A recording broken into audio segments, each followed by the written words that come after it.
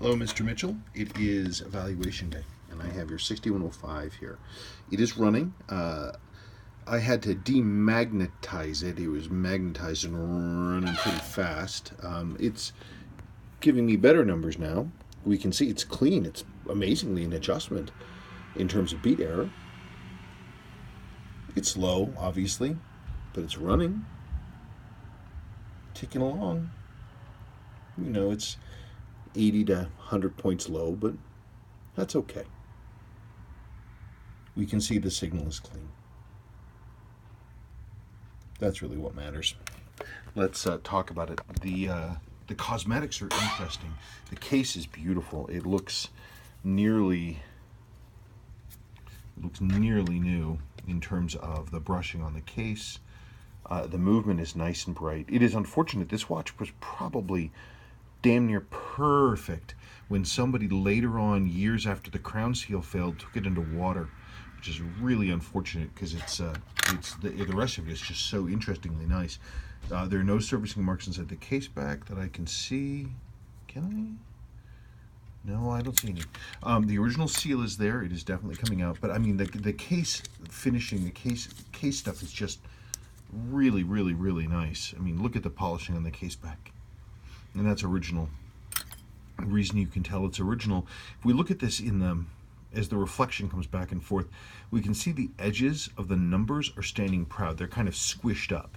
So when the number stamp went plunk in it, the metal around it rose up. And so you get it having this kind of, it's sort of this proud, rises proud over the surface. And because that's not worn down, we can tell that's an original polish. Because that's impossible to fake. You can't bring those back when they're gone. The case is really nice. I mean, I can feel the really sharp edges here with the nice brushing. Also, interestingly, it's got sort of a bluish insert. Now, the rumor I've heard sometimes is that these bluish inserts were made by Danny to help out Sua, but I don't know that that's true, but it's very interesting. It's a very pretty watch. As I said, it did get some water inside. So this handset is going to be seriously challenged. I'm going to see if we can clean it up. I do have new old stock sweeps, and this watch would benefit from that. We could talk about a replacement handset here as well, but definitely the old stock sweep. I mean, you would get all these original hands back, but it's just, the watch would look so much better if those got cleaned up. Your loom pip here also has to be refilled with loom, so that loom should be repaired as well. Your dial loom is good. I wouldn't touch it. You've got some black spots here. I can sometimes minimize those a little bit, but I wouldn't do anything with them. I would just try to get rid of a little bit of this surface black rot right here, because the rest of the loom is fine. And with a good handset, especially a sweep, a new old stock sweep, this would be better.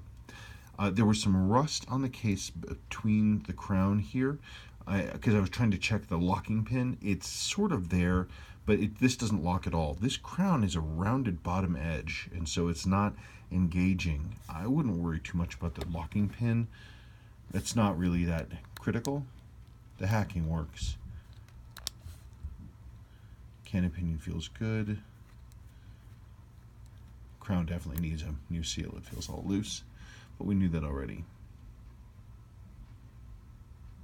Yeah, I would, if this were mine, I would clean up the spots on that dial, especially right here. I have some I have a very special, very mild technique that can bring back some more of the shine to this Seiko. And then we should talk about hands for this, especially new old stock sweep, genuine Seiko made. Then we should talk about hands, because this watch would benefit from that. I don't know. It was a low miles piece, didn't have a lot of work on it. How's the crystal? Crystal's got some hacked on it. Original Type 2 crystal in there. I'd replace the crystal too. A lot of potential. Absolutely, we can do some great stuff with this watch. Let's make it better. Nice. Thank you.